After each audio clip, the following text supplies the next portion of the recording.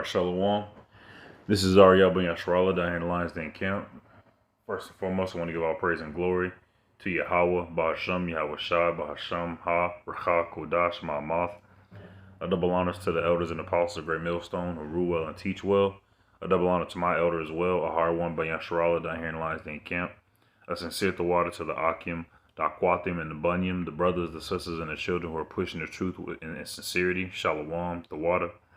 This is part two to Let's Get Dressed, and this one's gonna be called like what to get dressed with, pretty much. And elder of this camp, Ahar one, he did a lesson, and one of the verses he brought out was 1 Thessalonians 4:11, studying to be quiet. And I read that whole chapter, and it was just a really nice reassuring chapter. It was reminding us how to walk and what to put on, what to cover ourselves with. So this is 1 Thessalonians chapter 4, and I'm gonna read the prologue. I have my Bible in front of me. I'm gonna read the prologue just so we can have a better understanding of the chapter. This is 1 Thessalonians chapter 4 prologue from verses 1 to 6. It's about he, and that he being Paul, who wrote these epistles, who wrote these epistles to the Thessalonians. So Paul says he exhort them to go on forward in all manner of godliness. Verses 6 to 9, it says to live holy and justly.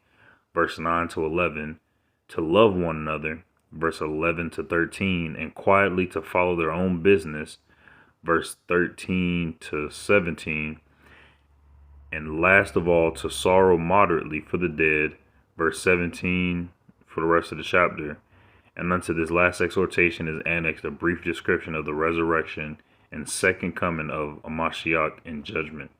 So this is 1 Thessalonians chapter 4, verse 1. It says, furthermore, we beseech you, brethren, and exhort you by the Lord Yahweh Shai, that ye have received of us, and how ye ought to walk, and to please Yahweh, so we would abound more and more. In that walk. Let me get to.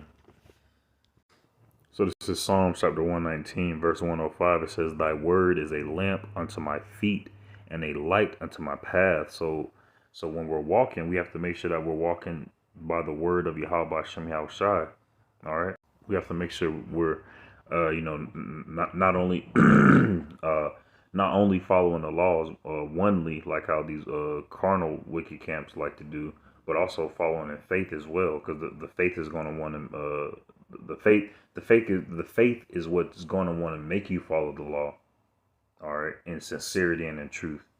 Verse 2, for we know what commandments we gave you by the Lord Yahweh Shai, for this is the will of Yahweh, even your sanctification, that ye should abstain from fornication, abstain from those vain philosophies, or abstain from those vain philosophies, from those vain and dirty doctrines and stuff like that.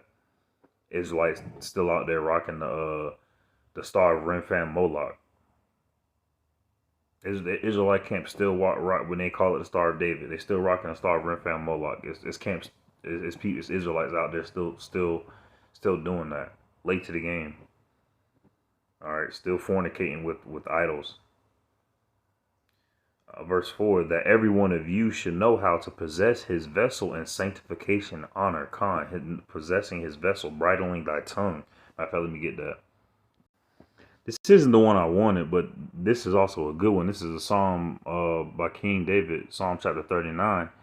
It says, I said, I will take heed to my ways, that I sin not with my tongue.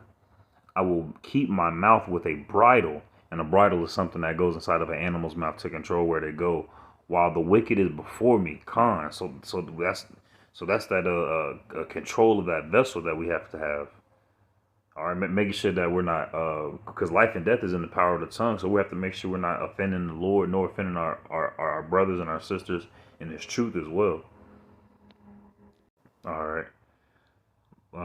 Stand for fornication. Verse 4, that every one of you should know how to possess his vessel in sanctification and honor. Verse 5, not in the lust of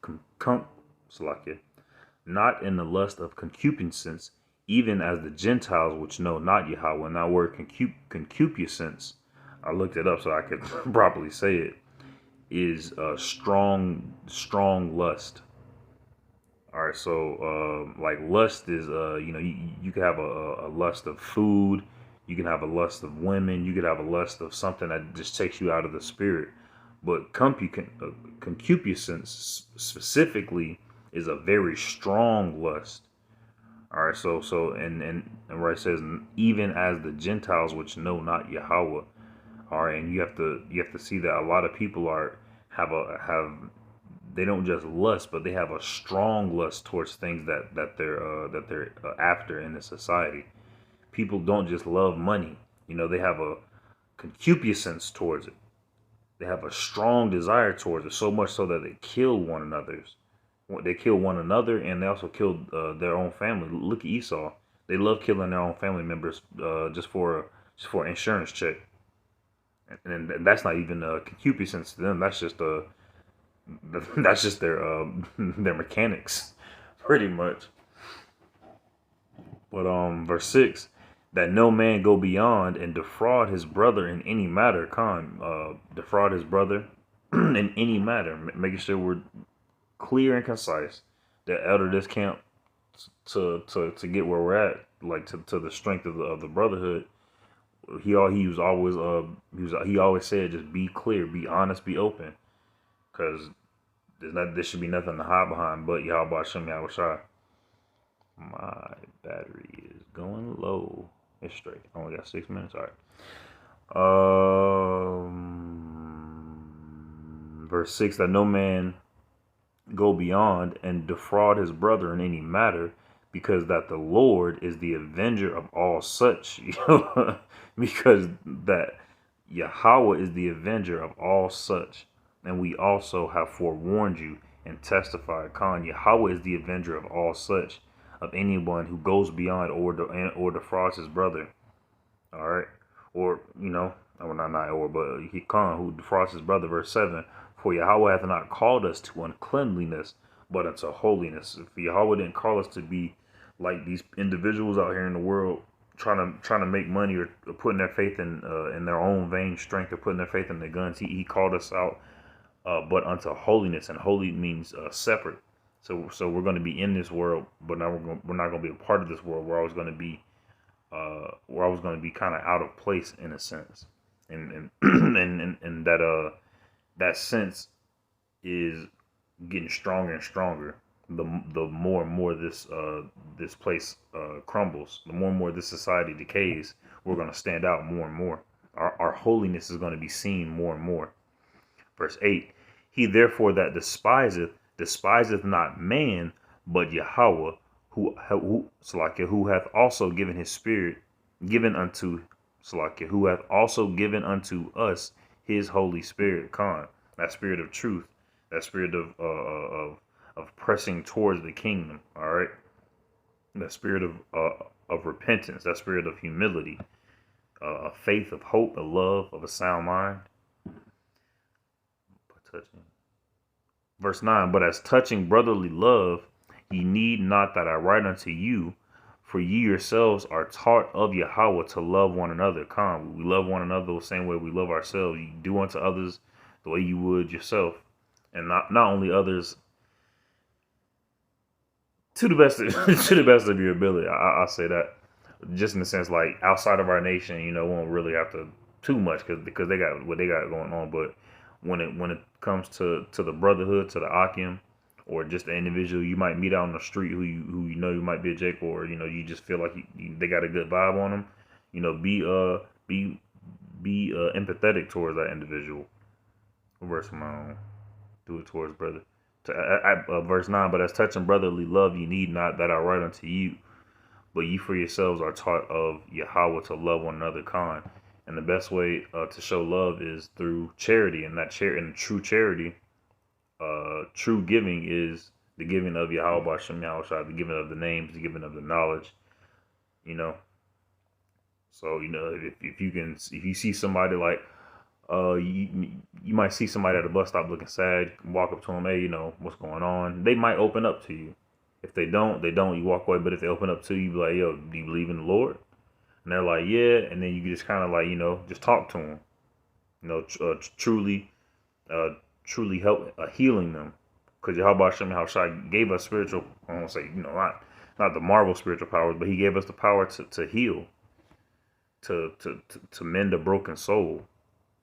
Brotherly love one another. Verse 10, and indeed ye do it towards all the brethren which are in all Macedonia, but we beseech you, brethren, that ye increase more and more, increase more and more, as much as the Lord has given you, he can give you even more. And but to get that even more, you have to work ever more. So more and more, we have to continue to increase, all right, and increase into perfection.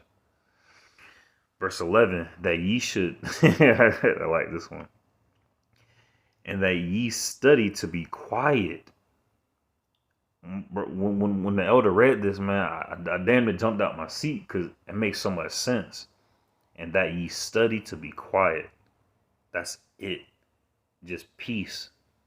Just that's it. A peace of mind. A peace of mind, I'll say.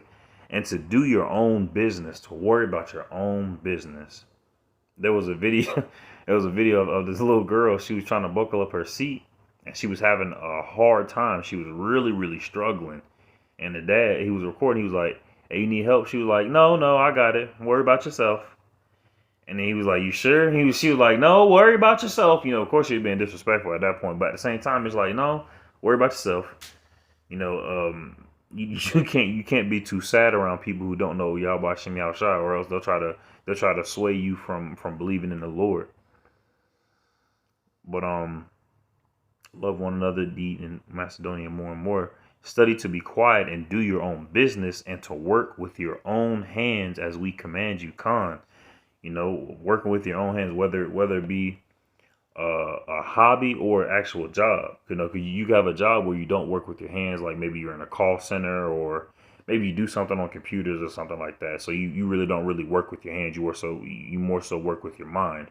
But on your off time, you can read, and you could the elder this camp, he does knitting.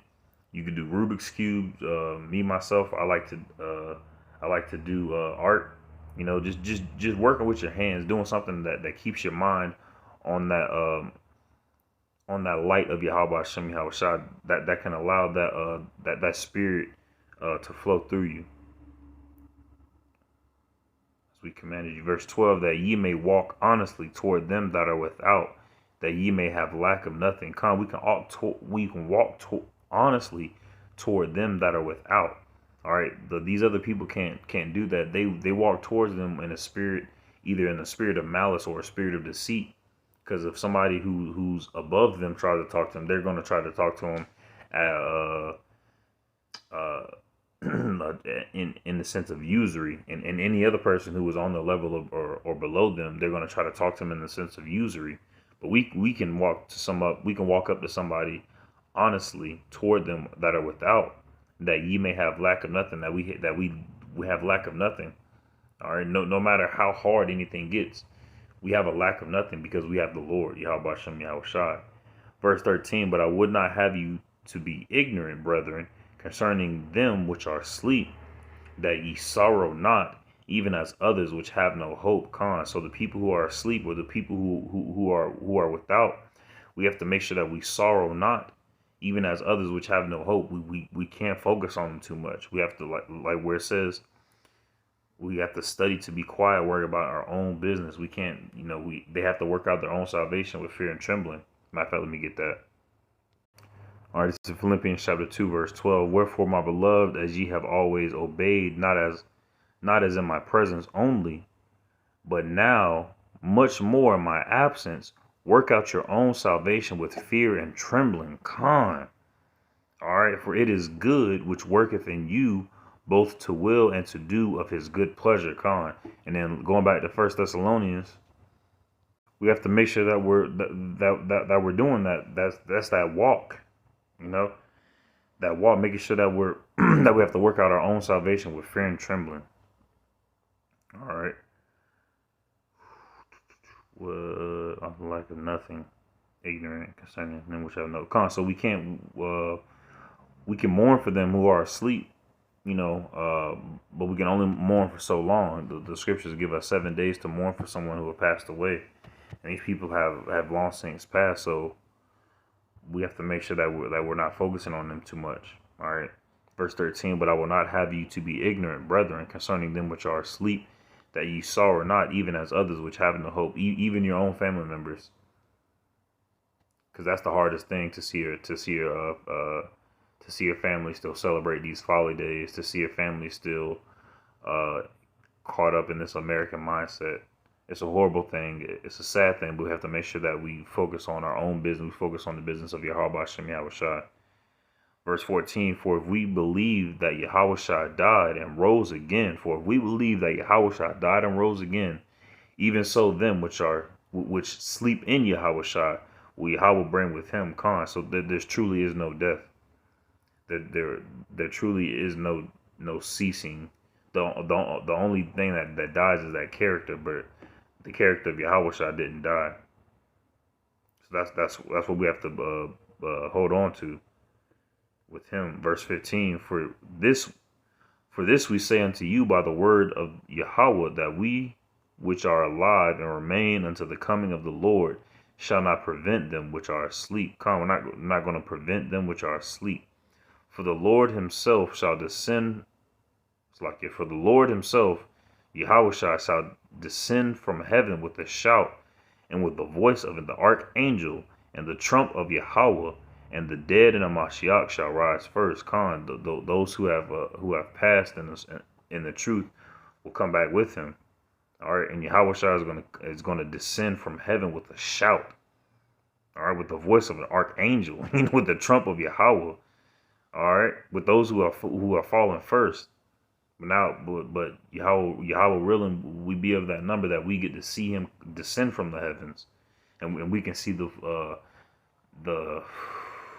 agony upon these people's faces. Verse 17, then which we are alive and remain shall be caught up together with them in the clouds to meet the Lord in the air, and so shall we ever be with the Lord. Wherefore comfort one another with these words. That's what we have to remember. That's what we have to keep on the forefront of our mind, not even in the back of our mind. This is what we have to keep on the forefront of our mind. All right, properly dressing ourselves with this. Okay. So I pray the lesson was edifying. Shalom.